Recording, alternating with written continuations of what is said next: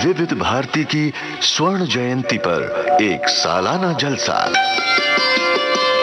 हर हफ्ते बीते हुए लम्हों को फिर ढूंढ लाने का नायाब मौका।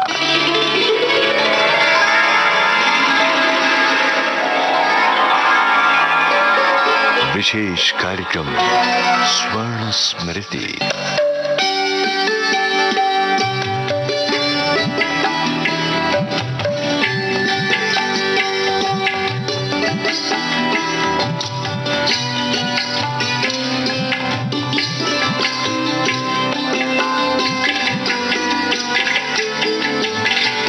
जुबली झनकार के अंतर्गत विविध भारती के स्वर्ण जयंती के अवसर पर प्रसारित किए गए कार्यक्रमों में से ये कार्यक्रम आपको सुनवा रहे हैं। आइए सुनते हैं।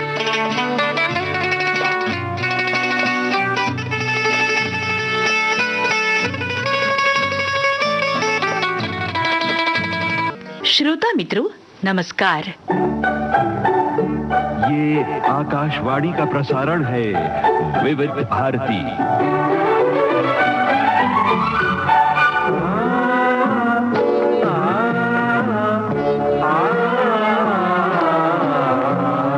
संगीत सरिता।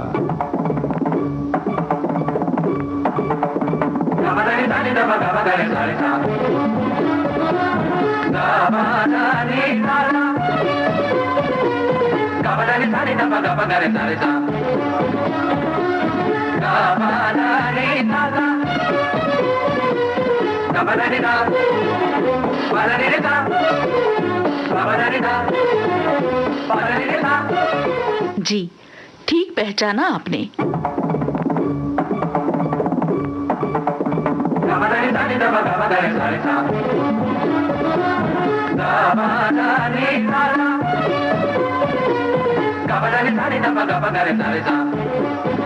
ये संगीत सरिता कार्यक्रम की परिचायक धुन है। मतलब जब ये धुन हम सुनते हैं, हमें संगीत सरिता कार्यक्रम की याद आती है। लेकिन ये तो है आज की बात। पहले ये धुन ऐसी नहीं थी। काफी परिवर्तनों से गुजरकर ये आज का रूप संगीत सरिता के संकेत धुन को प्राप्त हुआ है। विविध भारती में संगीत सरिता कार्यक्रम की प्रस्तुतकर्ता के रूप में जिन्होंने अपनी छाप छोड़ी, उनसे यानी छाया गांगुली से हमने बातचीत की। इसी बातचीत के दौरान संगीत सरिता कार्यक्रम के बारे में काफी जानकारी हमें मिली। आइए सुनते हैं। छाया जी, विविध भारती के स्टूडियो में आपका हार्दिक स्वागत है। नमस्कार। नमस्कार कांचन जी। संगीत सरिता और छाया गांगुली एक समीकरण के जैसे बने हुए हैं, तो इसलिए ये जो मौका मुझे मिला है आपके साथ बात करने का, तो बहुत सारी बातें उस समय की जब संगीत सरिता शुरू हुआ था, उसमें कैसे कैसे परिवर्तन हुए, आपने उसमें क्या क्या नयापन ले आने की कोशिशें की, उस सारे दौर को लेकर मैं जानना चाहती हूँ आपसे। अच्छा कांचन जी, मैं यहाँ पे प्रोग्राम एग्जीक्यूटिव के हैसियत से 1983 में आई थी जी। और यहाँ आने के बाद आपने तुरंत संगीत सरिता देखना शुरू किया था? उस समय हमारे बीच में बहुत ही गुणी प्रोड्यूसर थे भुवनेश्वर मिश्रा जी, जो कि बहुत अच्छे रचनाकार और प्रसिद्ध वायलिन वादक थे, और उन्होंने ये प्रोग्राम मेरा ख्याल है शुरू शायद किया था जी। तो हम तब काफ़ी उनसे काफ़ी कुछ सुनते थे, देखते थे, सीखने की कोशिश करते थे। तो उस समय आपने संगीत सरिता का स्वरूप कैसे पाया था जब आप आई? वो भी अपने आप में बहुत अच्छा था। उसमें उस समय देखिए, बेसिकली हिंदुस्तानी संगीत में श्रोताओं की रुचि बढ़ाने के उद्देश्य से संगीत सरिता कार्यक्रम शुरू किया गया था। लेकिन छाया जी, वो कार्यक्रम मुझे जहाँ तक कि पता है उसमें इंटरव्यूज हुआ करते थे। नहीं, उसमें क्या था, वो वैसे 10 मिनट के एक संपूर्ण कार्यक्रम हुआ करता था ऑन वीकडेज। हाँ। जिसमें that is Monday to Saturday, जिसमें पहले एक राग का विवरण दिया जाता था, और हमारे यहाँ बहुत अच्छे अच्छे अनाउंसर्स थे, जैसे राम सिंह पवार जी, मेरे ख्याल से ब्रिजभूषण साहनी, ऐसा बहुत सारे, उनसे राग का विवरण वो पढ़ते थे।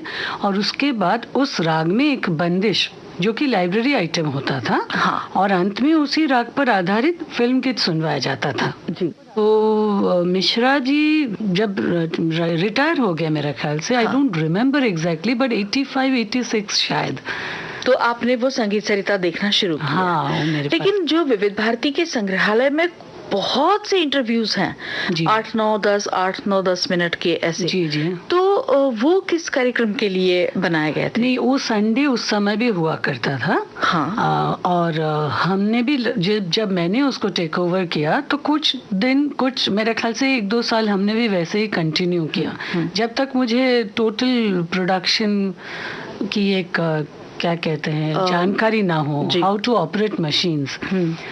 तो उसके मेरे ख्याल से 1.5-2 साल बाद ऐसा लगा कि उसको कुछ हम चेंज करें जी। And that is how the whole thing started. श्रोता मित्रों, आइए सुनते हैं कुछ प्रख्यात कलाकारों से भेंट वार्ताओं के ये अंश।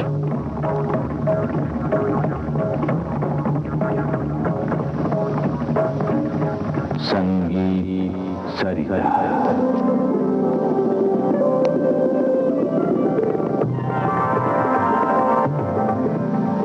आज रविवार है, आप सुनेंगे हमारा संगीत सरिता का विशेष कार्यक्रम। लीजिए सुनिए सुप्रसिद्ध तबला वादक अल्लाह रखा खान से एक भेंट वार्ता। हाँ साहब, आदाब। पहले तो आप ये बताएंगे कि संगीत के प्रति आपको अभिरुचि कैसे हुई, विशेषकर तबला वादन? ये इसका तो मुझे शौक बचपन से ही था जी।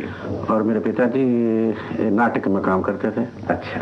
और हम जम्मू के पास एक छोटा सा गांव है, वहाँ के रहने वाले हैं, डोगरा हैं। और उस नाटक कंपनी में एक थोड़ा सा तबला बजाते थे, जो नाटक में बजाते हैं। अच्छा। वैसे तो मुझे शुरू से बचपन से जिसको गॉड गिफ्ट कहते हैं, अच्छा। वो है, लेकिन वहाँ से इसका और ज्यादा शौक हो गया।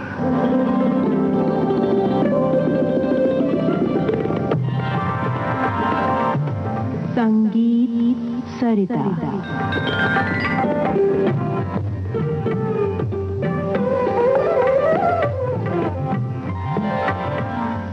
आज हम आपको सुनवाने जा रहे हैं ग्वालियर अतरौली घराने के सुप्रसिद्ध गायक पंडित मल्लिकार्जुन मंसूर से आकाशवाणी धारवाड़ केंद्र पर ली गई एक भेंट वार्ता। भेंट कर रही हैं डॉक्टर कमला राजीव पुरंदरे। ये रिकॉर्डिंग हमने विविध भारती के संग्रहालय से ली है। नमस्कार मंसूर जी। नमस्कार। संगीत नाद योग है और आप तो नाद योगी हैं। आज आप संगीत कला के अत्युच्च शिखर पर पहुंच गए हैं। आपको संगीत सीखने की प्रेरणा कहाँ से मिली? हमारे ये इधर धारवाड़ से 5 माइल के ऊपर एक गांव है मंसूर करके। अच्छा। उसमें एक अप्पय स्वामी करके कर्नाटकी संगीतकार आए थे। अच्छा। हमारे पिताजी ने उनको एक मठ में रहने का इंतजाम किए और फिडिल बजाते थे और गाते थे। उन्होंने एक नाटक बैठाया वो मंसूर गांव में। अच्छा। हमारे ब्रदर बसवराज मंसूर को एक पार्ट दिए और शैरेंद्री नाटक। अच्छा। और उनको गाना सिखाते थे वो।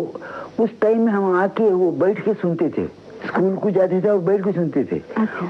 उधर से मेरे को पैगाम हुआ कि संगीत भी बहुत अच्छा चीज है, संगीत भी सीखना। और हमारी माताजी फोक सॉन्ग्स और ये जानपद गीत बहुत गाते थे, इसीलिए हमको भी वो सीखना ऐसा दिल में आया। मगर सीखना दिल में आया तो भी कौन सिखाने वाले?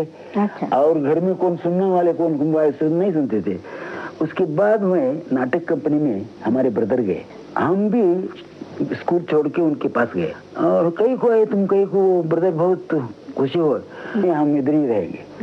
तो हमारी कंपनी बागलकोट में गया, उधर नीलकंठ हुआ आलूर मठ करके इचल करंचकर बागलकोट हुआ की शागिर्द पुरुष फिर के गुरु बंधु वो आए थे। वो नाटक देखने को आए, हमारे गाना सुन के ये छोकरे को देव हम हमारे पास, हम इनको गाना सिखाएंगे ऐसा बोले। अच्छा।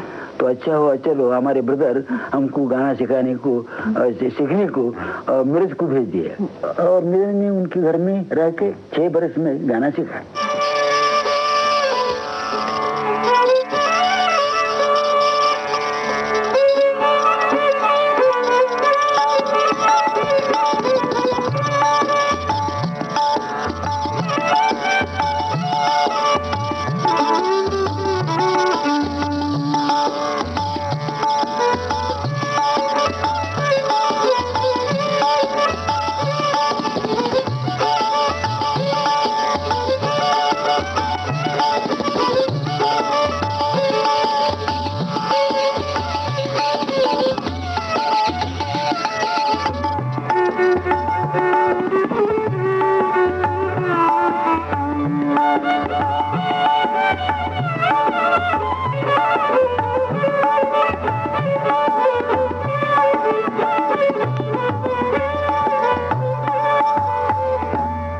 आकाशवाणी का पंचरंगी कार्यक्रम है विविध भारती।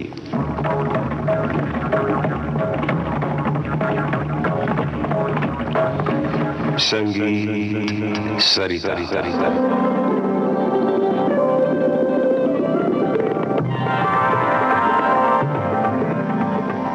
आज के विशेष संगीत सरिता कार्यक्रम में सुनिए उस्ताद लताफत हुसैन खां के साथ ली गई भेंट वार्ता। ये बातचीत हमने खां साहब की मृत्यु के कुछ दिन पहले ही हमारे स्टूडियो में रिकॉर्ड की थी। भेंट कर रहे हैं कब्बन मिर्जा। संगीत सरिता के श्रोताओं, आज हमारे लिए बड़े फख्र की बात है कि आगरा अतरौली घराने के उस्ताद जनाब लताफत हुसैन खां साहब, जो कि गुरुकुल प्रथा के अनुसार संगीत शिक्षा देने वाली कलकत्ते में संगीत रिसर्च एकेडमी में एक उस्ताद की हैसियत से भी नियुक्त हैं, विविध भारती के स्टूडियो में तशरीफ रखते हैं। खां साहब, आपका घराना, मेरा मतलब है आगरा अतरौली घराना, जो कि संगीतज्ञों का घराना है, तो इसमें मैं आपसे ये पूछना चाहूंगा कि आपको संगीत जो कि विरासत में हासिल हुआ है, तो आपने ये संगीत की शिक्षा, ये तालीम किस उम्र से हासिल की और आपके गुरु? बेहतर है। अर्ज ये है कि मैंने आगरा अतरौली घराना जो है वो बहुत पुराना है और दुनिया को मालूम है इस बात का, और बड़े बड़े गायक और बड़े बड़े नायक अतरौली आगरा घराने में गुजरे जी। और हमने जब होश संभाला तो बचपन में हमें कुछ पता नहीं चला अतरौली घराना या आगरा घराना क्या है। जब हम होशियार हुए तो हमने सुना बुजुर्गों को, और हमारी उम्र में जितने भी बुजुर्ग थे, मसलन पुत्तन खां साहब, महबूब खां साहब दरस भी है, जिनके नाम से हिंदुस्तान वाकिफ है और कान पकड़ता है, और इनायत खां साहब हमारे दादा, इनको हमने देखा। उसके बाद हमने आगरे में, हमारी ननिहाल आगरा है, उसमें मोहम्मद खां साहब, नत्थन खां साहब के लड़के, और अब्दुल्ला खां साहब, और उसके बाद में विलासन खां साहब, जिनसे मैंने तालीम हासिल की। मगर सब में पहले मैंने तालीम हासिल जो की वो अपने भाई खादम हुसैन, उनसे उन्होंने मुझे परवरिश किया और उन्होंने मुझे तालीम देना शुरू किया। उसके एक 4 साल के बाद, 6 साल के बाद हमारे मामू उस्ताद विलायत हुसैन खां साहब हमें बिलगाम ले गए और मैसूर ले गए। वहाँ मैंने हासिल किया उनसे, और फिर उसके बाद मैं बॉम्बे आ गया। फिर मुझे उस्ताद फैयाज खां साहब ने बड़ौदा बुला लिया। श्रोता मित्रों, कुछ कलाकारों के साथ की गई भेंट वार्ताओं के अंश हम सुन रहे थे, और इसी दौरान हमें इस बात का भी पता चला है कि संगीत सरिता कार्यक्रम की जो परिचायक धुन है वो कैसे कैसे परिवर्तनों से गुजरी है। आइए फिर मुड़ते हैं छाया गांगुली से की गई बातचीत की ओर। बाद में मैंने क्या सोचा कि संगीत सरिता के जो उद्देश्य है उसको नजर में रखते हुए इसमें बदलाव लाने की हमने सब कोशिश की और इस लघु कार्यक्रम को नए आयाम दिए गए और इसे श्रृंखलाओं में प्रस्तुत किया गया। मतलब पहले एक प्रोग्राम जैसे बनता था। हाँ, इसको श्रृंखलाओं में प्रस्तुत किया गया, और इस कार्यक्रम की अवधि भी 10 मिनट से 15 मिनट किया गया। मेन जो चेंज था इसमें, जाने माने कलाकारों, विशेषज्ञों और संगीत निर्देशकों को संगीत सरिता कार्यक्रम प्रस्तुत करने के लिए आमंत्रित किया गया। छाया जी, मैं यहाँ पे एक बात आपसे पूछना चाहूंगी। आपने कहा कि इसको श्रृंखला में बनाना शुरू किया जी, तो ऐसी जरूरत आपको क्यों महसूस हुई, या उसके पीछे क्या कुछ विचार था? हाँ, मुझे ऐसा लगता था कि इस कार्यक्रम के जरिए हम श्रोताओं को मनोरंजन के साथ साथ क्यों ना संगीत के विभिन्न पहलुओं पर गुणीजनों के विचारधारा से उन्हें परिचय कराएं, क्योंकि इसमें स्कोप था।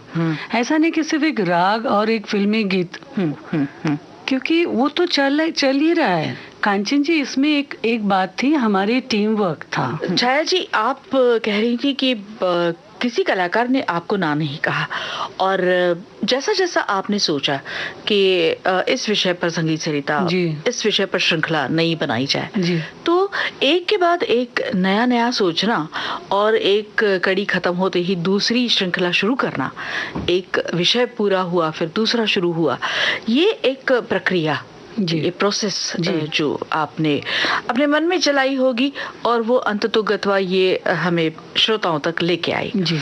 तो तो इस बीच में बहुत सारे काम भी आपको करने पड़े, तो उनके बारे में भी बताइए।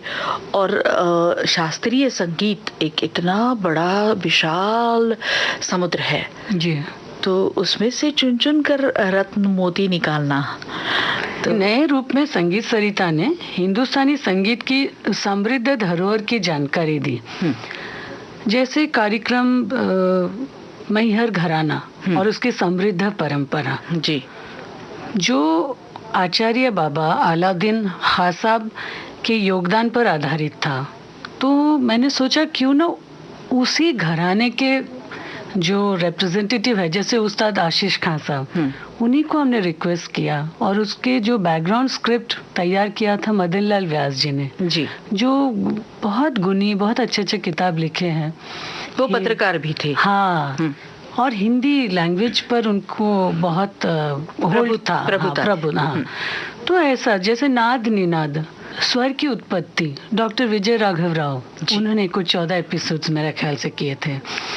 ऐसा इसके अलावा अन्य संगीत शैलियों का आपसी मेल, जैसा similar scales of Karnataka music and Hindustani music, वो भी एक अच्छा हाँ, ये शकुंतला नरसिम्हन जी ने किया। ऐसे बहुत सारे, जैसे गायकी में सबरंग, उस्ताद बड़े गुलाम अली खान साहब की गायकी पर आधारित कार्यक्रम, जो कि वो पंडित अजय चक्रवर्ती जी ने प्रस्तुत किया। फिर तबला और उसका बाज उस्ताद जाकिर हुसैन जी ने पेश किया, जहाँ पे उस्ताद अहमद जान तिरकुआ खान साहब, आमिर हुसैन खान साहब की भी बातचीत श्रोताओं सुन रहे, साथ साथ बनारस के गणेश परन, पंडित किशन महाराज जी, शांता प्रसाद जी, और जो कॉन्टेम्पररी प्लेयर्स है जैसे अनिंदो चैटर्जी हो, कुमार बोस हो, सपन चौधरी हो, शफात खान हो, तो जब कि जाकिर भाई से लोग सुनेंगे उसका असर और ही होता है। और ऐसा ही कोई कुछ बोले तो मैं चाहती थी why not people here from the actual source, you know जी। जैसे राग रंजन डॉक्टर अनीता सेन, जो कि बहुत गुनी और बहुत सुंदर म्यूजिक एप्रिसिएशन प्रोग्राम उन्होंने प्रस्तुत किया था। उन्होंने उसका एक शीर्षक गीत भी गाया और वो बहुत ही प्रभावशाली है, बहुत मधुर है। इस शीर्षक गीत से मुझे याद आया, ये जो सिग्नेचर ट्यून पहले मिश्रा जी के टाइम में, जो भुवनेश्वर मिश्रा जी के टाइम पे जो सिग्नेचर ट्यून संगीत सरिता में लोगों ने सुना, वो एक मशहूर गीत फिल्म हमदर्द से ऋतु आए ऋतु जाए के इंटरल्यूड म्यूजिक पीस से बनाया गया था।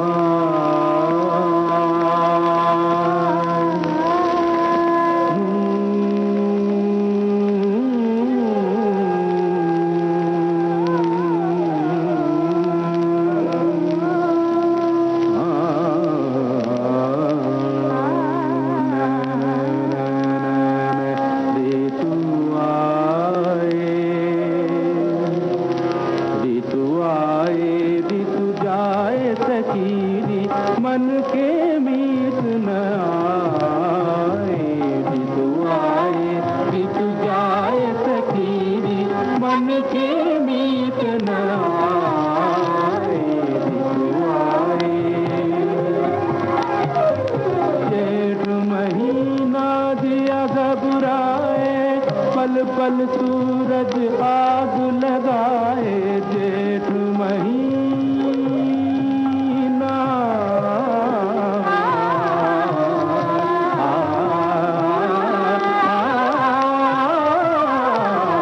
जेठ महीना दिया घबराए, पल पल सूरज आग लगाए, तुझे भी सुहागन जलाए, करूं मैं कौन पाए, करूं मैं कौन पाए, ऋतु आए ऋतु जाए सखीरी, मन के मीत ना आए, ऋतु आए।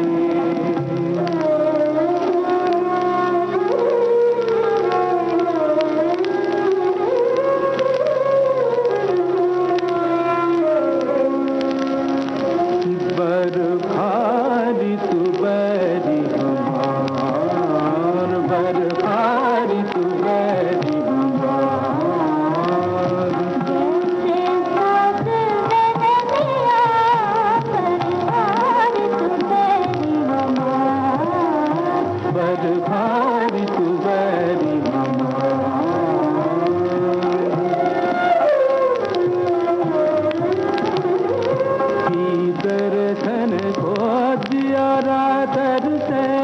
अखियन से नित सावन बरसे दर्शन को दिया दर्शन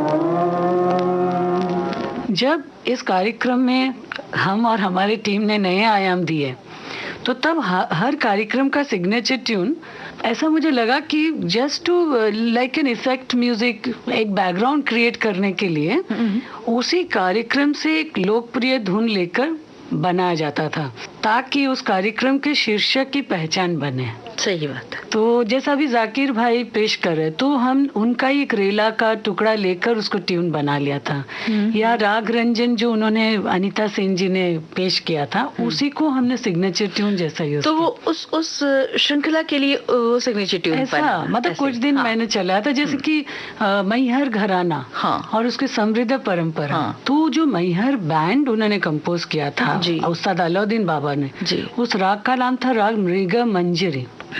मृगा मंजरी। तो बैंड को ही हमने यूज किया था एज ए सिग्नेचर ट्यून।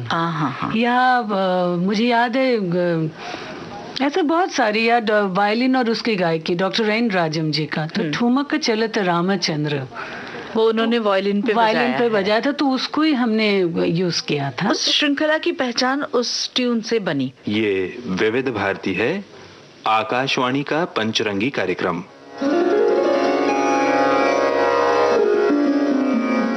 संगीत सरिता।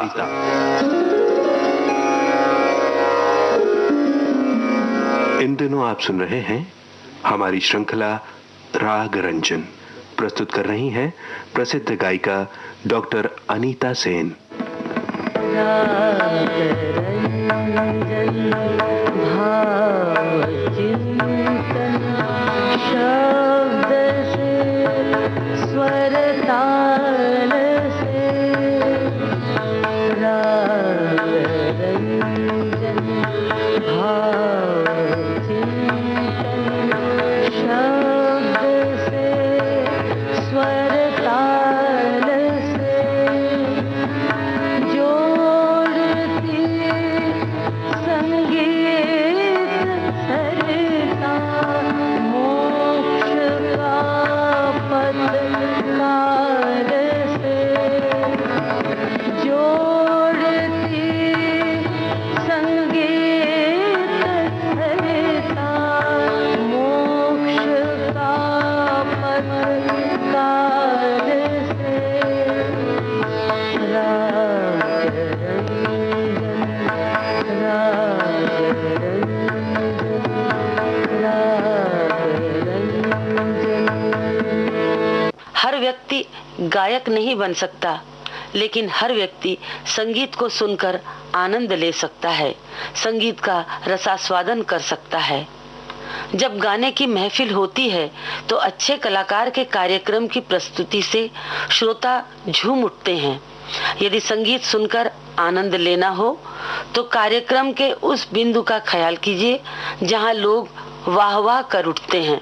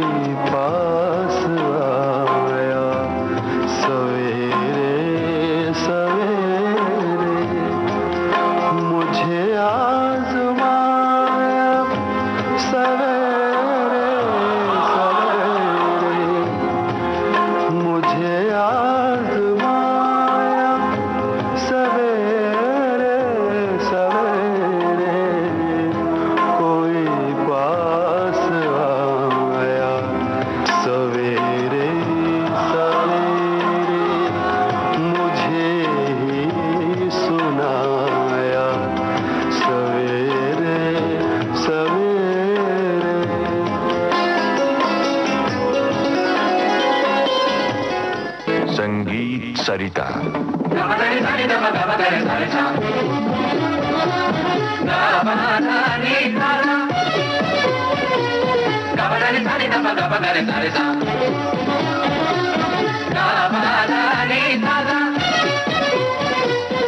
प्रिय श्रोताओ, संगीत सरिता के अंतर्गत आज से हम आपके लिए आरंभ कर रहे हैं सुप्रसिद्ध वरिष्ठ संगीतकार श्री अनिल बिस्वास से युवा संगीतकार श्री तुषार भाटिया की बातचीत पर आधारित श्रृंखला रसिकेशु।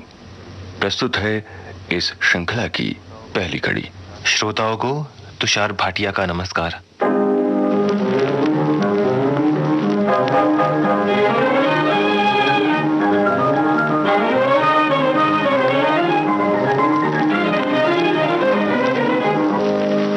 उस श्रृंखला की पहचान उस ट्यून से बनी। छाया जी, एक सवाल मन में इस तरह से उभरता है कि वैसे तो शास्त्रीय संगीत आम लोगों के लिए उतना आसान नहीं होता है जी।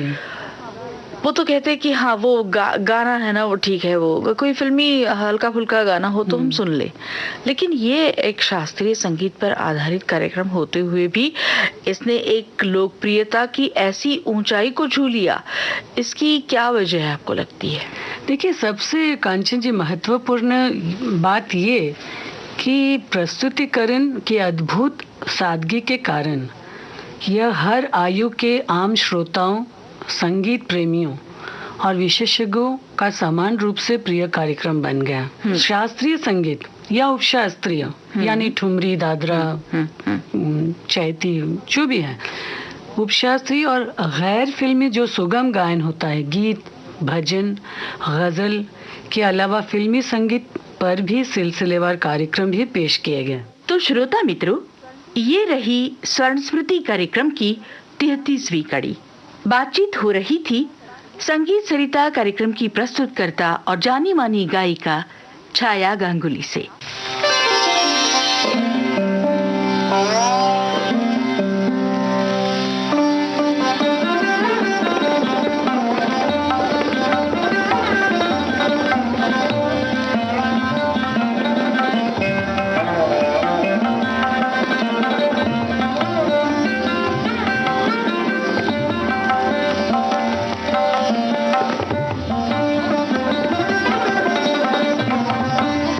स्वर्ण स्मृति कार्यक्रम हम सुन रहे थे विविध भारती के एक लोकप्रिय कार्यक्रम संगीत सरिता के बारे में।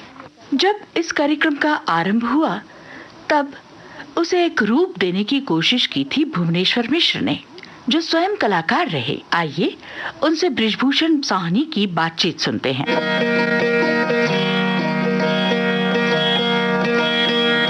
मिश्रा जी नमस्कार।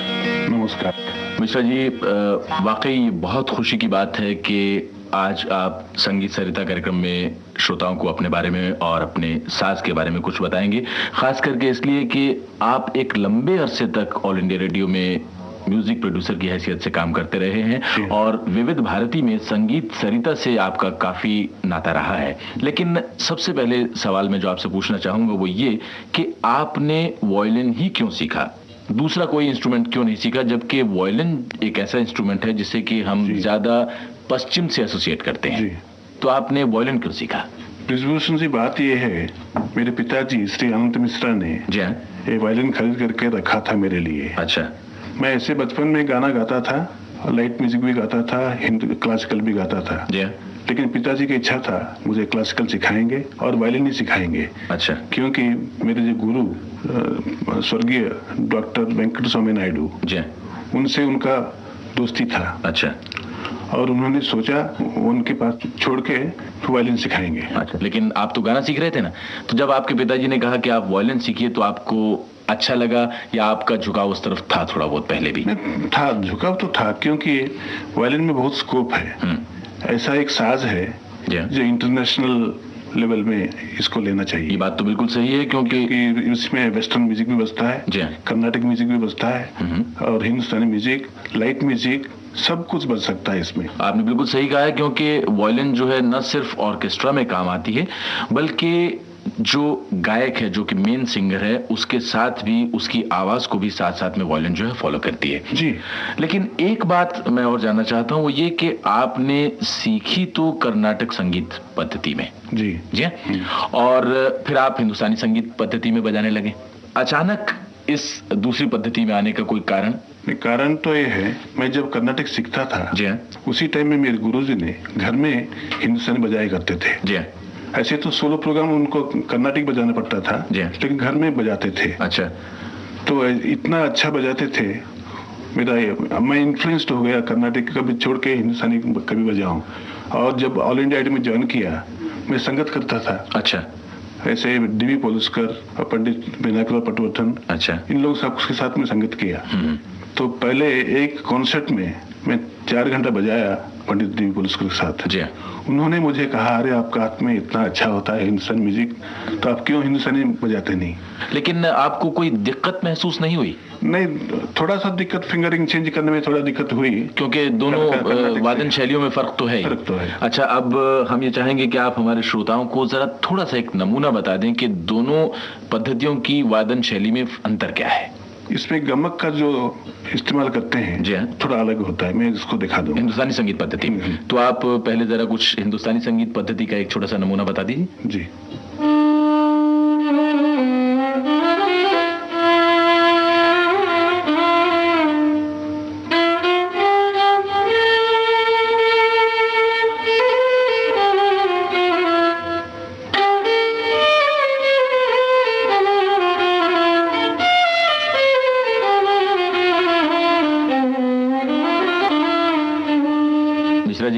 अगर मैं गलत नहीं कह रहा हूं तो ये आपने राग काफी का एक छोटा सा टुकड़ा बजाया जो कि हिंदुस्तानी संगीत पद्धति के अनुसार था, और राग काफी को कर्नाटक संगीत पद्धति में कहते हैं खरहर प्रिया राग जी जी। अब आप एक छोटा सा नमूना उसकी वादन शैली का बताएंगे जी।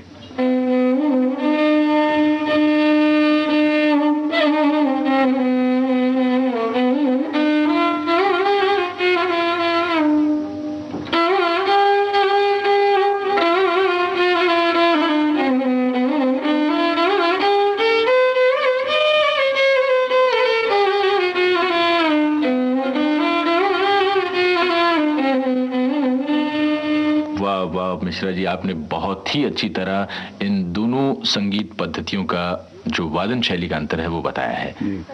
भुवनेश्वर मिश्र संगीत सरिता के प्रस्तुत करता रहे और विविध भारती में उनसे ये बातचीत वर्ष 1985 में रिकॉर्ड हुई थी।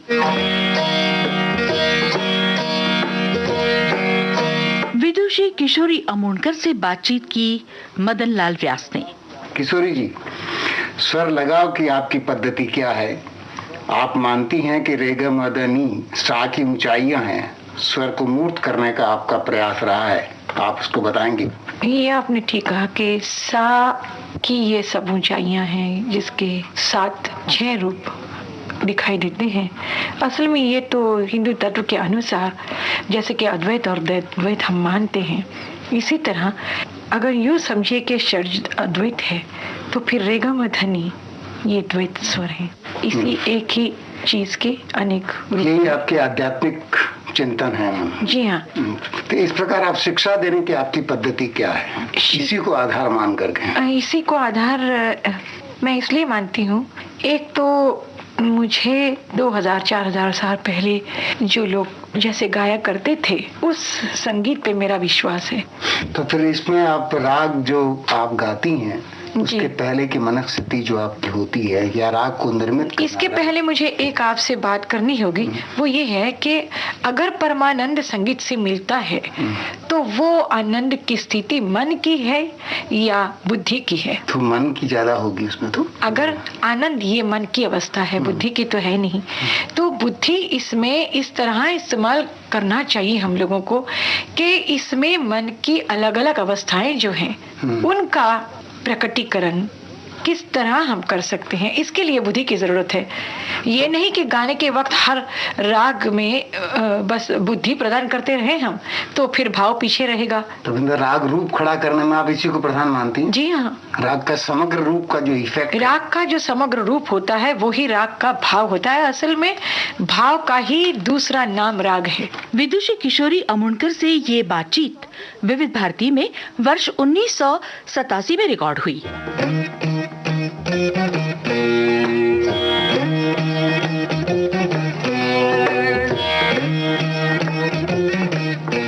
पंडित निखिल घोष से बातचीत की उस्ताद अब्दुल हलीम जाफर खान ने। नमस्कार निखिल बाबू।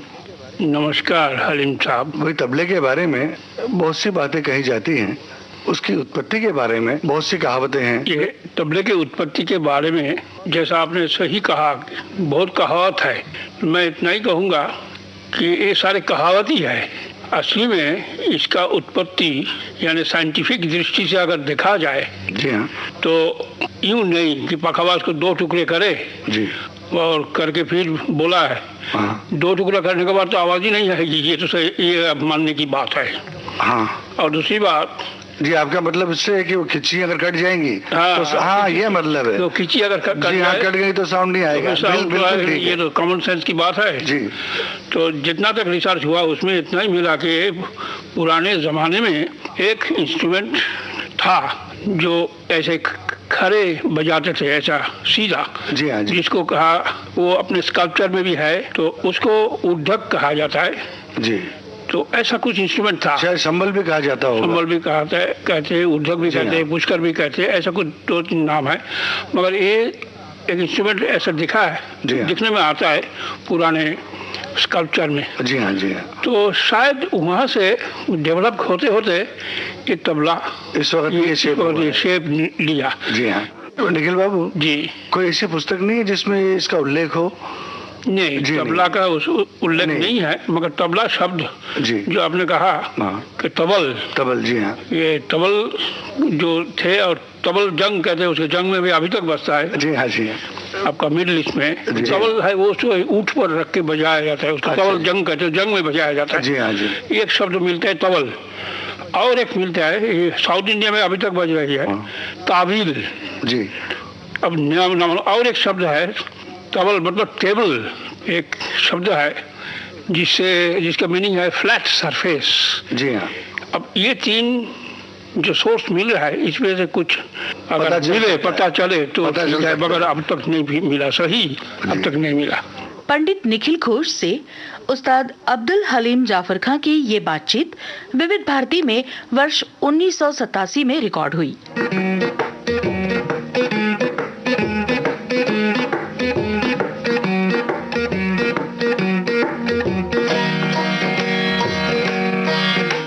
ऐसी कई भेंट वार्ताएं विविध भारती के संग्रहालय में उपलब्ध है। रविवार की संगीत सरिता में उस समय इस प्रकार की भेंट वार्ताएं प्रसारित हुआ करती थीं। दिग्गज गायक वादक कलाकारों से उनका गायन वादन नहीं बल्कि सीधी बातचीत। इससे उस कलाकार के बारे में, उनकी संगीत शिक्षा, रियाज, सोचने का अंदाज इत्यादि के बारे में भी जाना जा सकता था। और जब दौर चला संगीत सरिता में श्रृंखलाओं का, तो इस कार्यक्रम की लय में, रूप रंग में एक और ही निखार आया। संगीत सरिता कार्यक्रम की पूर्व प्रस्तुतकर्ता जानी मानी गायिका छाया गांगुली से बातचीत के दौरान हमें और भी जानकारी मिली।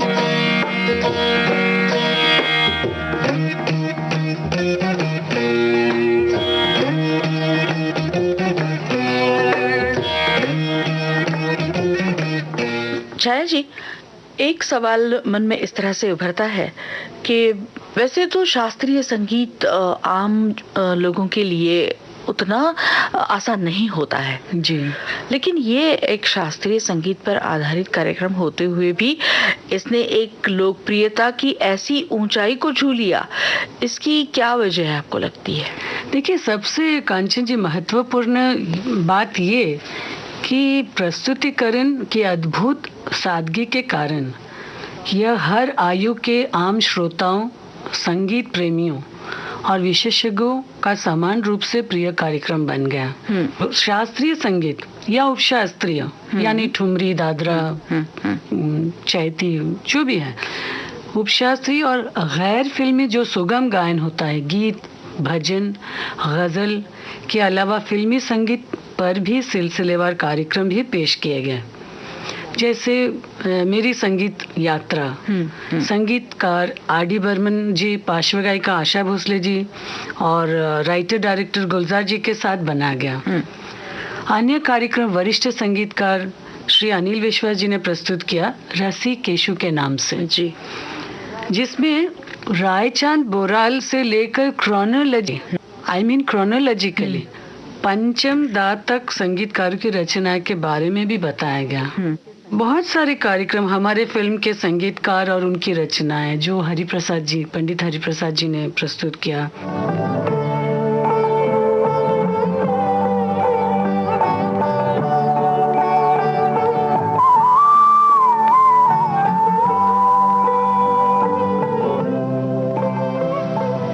संगीत सरिता।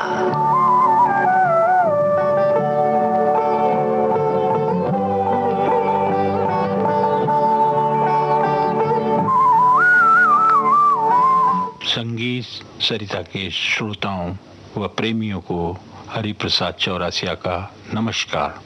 भारत देश के समस्त संगीत प्रेमियों, मेरा नाम शायद आपने सुना हो। शास्त्रीय संगीत जगत में मुझे पंडित हरिप्रसाद चौरासिया, फिल्म संगीत जगत में शिव हरि और फ्यूजन म्यूजिक, जिसको हम जैज म्यूजिक और रॉक म्यूजिक और भारतीय म्यूजिक को मिला के जब हम कोई संगीत करते हैं, उस क्षेत्र में मुझे परम मित्रों व दूसरे प्रेमियों, संगीत प्रेमियों के द्वारा मुझे हरि जी के नाम से जाना माना जाता है। मेरे पूर्वजों को संगीत से तो लगाव था, पर उनका यह पेशा न था, और आज संगीत मेरा धर्म बन गया है। मेरी पहली मुलाकात मदन जी से स्टूडियो में होती है। उन्होंने मुझे रेडियो में सुनकर पहली बार अपनी रिकॉर्डिंग में बुलाया, और बुलाया इसलिए नहीं कि मुझे बजाना है, सिर्फ मिलने के लिए। उन्होंने कहा कि मैंने आपको रेडियो पे सुना, आप शास्त्रीय संगीत बजाते थे, क्या आप मेरी रिकॉर्डिंग में बांसुरी बजा सकेंगे? तो मैंने कहा आज तो नहीं, फिर कभी। उस दिन उनका एक गाना चल रहा था, मुझे याद है, मैंने तुम संग जन्म गंवा के हार गई सजना। दूसरी बार जब उनके रिकॉर्डिंग में मैं गया तो दूसरा कोई गाना चल रहा था, मैं ऐसे ही चला गया बिना बताए हुए। क्या महान हस्ती थी वो, क्या वो संगीत के बारे में सोचते थे, क्या वो संगीत के बारे में सोचने से पहले शब्दों के बारे में सोचते थे, शब्दों के साथ संगीत का कैसा चुनाव होना चाहिए और उसमें क्या स्वरों का अंदाज होना चाहिए, ये मदन जी की एक बहुत खूबी थी। मुझे याद है उनका एक गाना चल रहा था, मेरा इतना कुछ काम नहीं था, मुझे कहा सिर्फ आप बैठिए और सुनते रहिए। ज़्यादातर उसमें सितार के पीसेस थे, मेरे मित्र रईस खान सितार वादक उसमें बजा रहे थे, और मैं सुन रहा था और देख रहा था। लता मंगेशकर माइक्रोफोन के ऊपर खड़ी हुई थी। शब्दों से क्या लगाव है, अस्थाई कहीं जा रही है, और अंतरा देखिए वो उसका रुख ही कुछ और है, क्योंकि शब्द वहाँ अलग थे, लेकिन बाद में फिर जब अस्थाई में आते हैं तो कैसे वो मिल जाते हैं उन्हीं स्वरों से। तो उन्हीं की फिल्म का ये गाना, जिस फिल्म का नाम था पूजा के फूल, और ये गाना बहुत ही मशहूर हुआ और मुझे भी बहुत अच्छा लगता है। जब भी सुनता हूँ अभी भी उतना ही सुहाना लगता है। तो लीजिए सुनिए। मेरी आँखों से कोई नींद लिए जाता है, मेरी आँखों से कोई नींद लिए जाता है, दूर से प्यार का पैगाम दिए जाता है, मेरी आँखों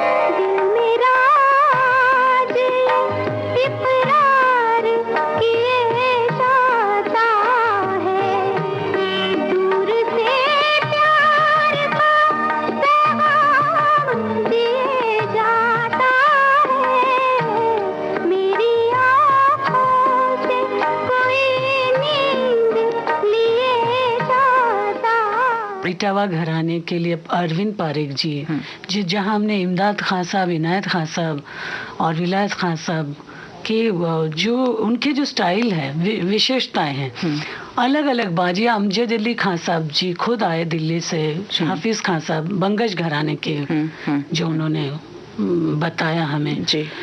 बेसिकली अनेक गुरुजनों और पेशेवर कलाकारों ने इसे हाथ बटाया और इससे हुआ ये कि जैसे शास्त्रीय संगीत हमारे देश की एक बहुत बड़ी धरोहर है, तो वैसे संगीत सरिता कार्यक्रम में बनी हुई ये श्रृंखलाएं भी एक धरोहर का रूप धर चुकी हैं। इटावा घराने का सितार वादन, इसे प्रस्तुत कर रहे हैं प्रसिद्ध सितार वादक श्री अरविंद पारेख। आजकल के जमाने में उसको विलायत खानी घराना कहते हैं, लेकिन ये सब तो घराने की बातचीत हुई। इटावा एक बहुत बड़ा नामी शहर था, अब तो छोटा सा शहर है, छोटा सा गांव ही है मान लीजिए, उत्तर हिंदुस्तान में। हमने सुना है उधर इमदाद खान साहब का घर भी आज मौजूद है, हालांकि मैंने तो देखा नहीं है। वो शहर से इमदाद खान साहब और उनके पिता साहबदाद खां, उनके पिता तोराब खां वगैरह आए, इसलिए ये घराना इटावा घराने के नाम से मशहूर हो गया। अब सितार के लिए हम जब बात करते हैं, सितार का घराने के लिए बात करते हैं और सितार के इटावा घराने के लिए जो बात करते हैं, उससे पहले मेरा ख्याल है कि वो ज़रूरी होगा कि सितार क्या चीज़ है, कौन सा इंस्ट्रूमेंट है और इतना मशहूर, इतना पॉपुलर कैसे हो गया, क्यों हो गया, उसके बारे में थोड़ा सा बताना मैं समझता हूँ ज़रूरी है। ये विविध भारती है, आकाशवाणी का पंचरंगी कार्यक्रम।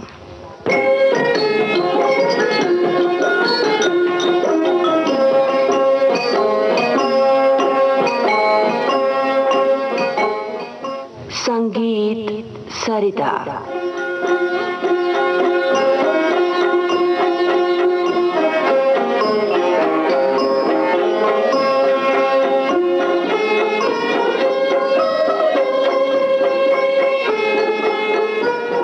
मैहर सेनिया घराना और उसकी समृद्ध परंपरा प्रस्तुत कर रहे हैं प्रसिद्ध सरोद वादक श्री आशीष खां। नमस्कार श्रोताओं, आज हम मैहर घराने के एक और अनमोल रत्न पंडित पन्नालाल घोष के बारे में बताने जा रहे हैं। पंडित पन्नालाल को बांसुरी पर रागदारी पेश करने का श्रेय प्राप्त है। उन्हें बांसुरी का जन्मदाता कहा जाता है। पन्ना बाबू से बाबा ने कहा था, तुम भारत रत्न हो, सब कुछ जानते हो। पन्ना बाबू का कहना था, सच्चा सुर चाहता हूँ, सच्चा संगीत चाहता हूँ, शुरू से सीखूंगा, यमन मेरा पहला राग होगा। गुरु भक्ति का इससे अच्छा उदाहरण क्या मिलेगा कि पन्ना बाबू बाबा के सामने सड़क पर भी साष्टांग प्रणाम करते और अपने आंसुओं से उनके चरण धो देते। पन्ना बाबू द्वारा बनाए हुए राग हैं दीपावली, चंद्रमौली, पंचवटी, ध्वनि आदि। पन्ना बाबू की अपनी राग रचना सुनिए। पहले राग चंद्रमौली।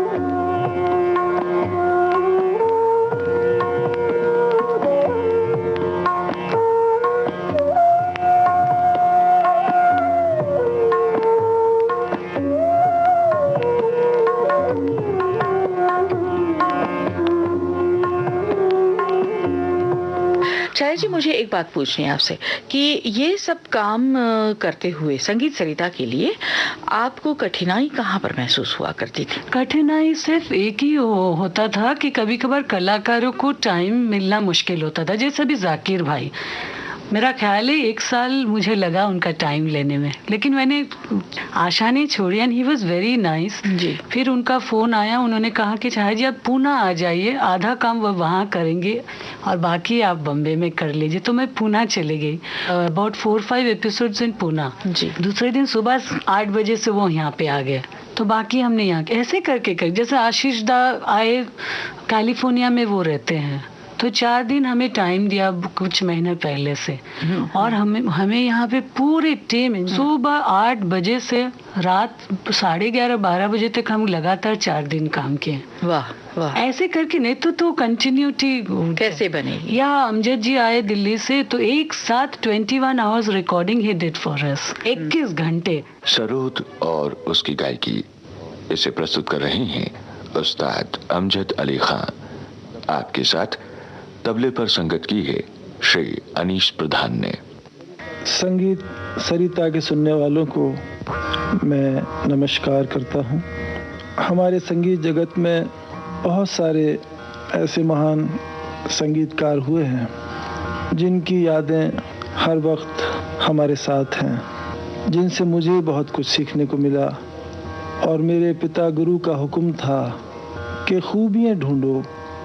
मेरे अलावा मेरे कॉन्टेम्परेरीज जो हैं, जो मेरे साथ के सहयोगी कलाकार हैं, गायक हों या वादक हों, उनकी खूबियाँ ढूंढो और उनसे कुछ सीखो। तो इस वक्त मैं आपको ऐसे ही एक महान संगीतकार उस्ताद अब्दुल करीम खान साहब का, उनके सोच, उनके ख्यालात राग जोगिया में, खुदा का नूर था उनकी आवाज़ में, उनका सोच। सिर्फ इस राग की जो कैफियत है वो उनके गले से ही अदा होती थी। मैं सिर्फ एक आइडिया के लिए पेश कर रहा हूँ।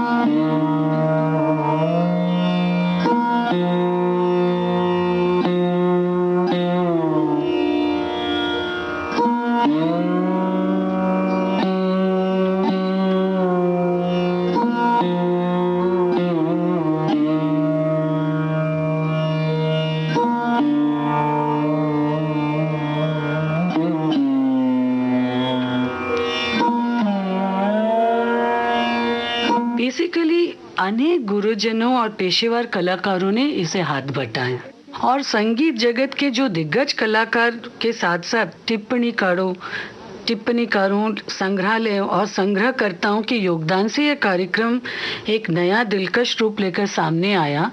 जैसे अभी उस्ताद बड़गुनौली खान साहब के जो प्रोग्राम हुआ था ना, गायकी में सब रंग, जी खान साहब का नाम भी सब रंग था, और उनके ही इज वन आर्टिस्ट जिनके गाने में सब रंग आपको मिलेगा। जी। तो ये आपको मैं बताऊं, मैं संगीत रिसर्च एकेडमी कलकत्ता में गई थी, ऑफिशियली मैं गई थी, और वहाँ जाकर मैं उस समय विजय किचलू जी को मिली, उन्होंने मुझे कुछ रिकॉर्डिंग्स दी। फिर शेखर सेन जी ने भी बहुत अच्छा भक्ति रस पर प्रोग्राम किया था, गजल पर भूपेंद्र सिंह जी ने किया था, और फिल्म म्यूजिक पर सुरेश वाडकर और अन्य सारे सभी आर्टिस्ट ने।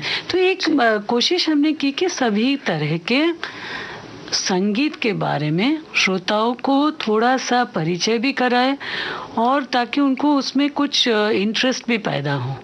श्रोता मित्रों, श्रृंखलाएं तो बहुत सी बनी और बनती चली गई। नाम कितने गिनाएं और अंश कितने सुनाएं, क्योंकि समय की पाबंदी है। आप सुन रहे थे संगीत सरिता कार्यक्रम की पूर्व प्रस्तुतकर्ता छाया गांगुली से की गई बातचीत, और ये थी स्वर्ण स्मृति कार्यक्रम की 34वीं कड़ी। इसके साथ ही आज दीजिए कांचन प्रकाश संगीत को आज्ञा। फिर भेंट होगी अगले शनिवार। नमस्कार।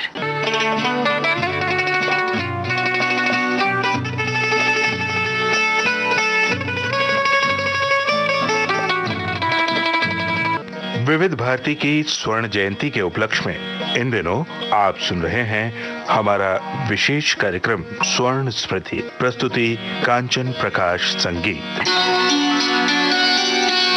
स्वर्ण स्मृतियों का ये सिलसिला आज यहीं तक।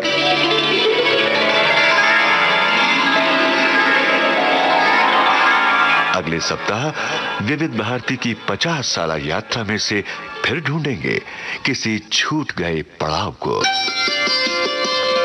तो अगले शनिवार फिर सुनिए स्वर्ण स्मृति।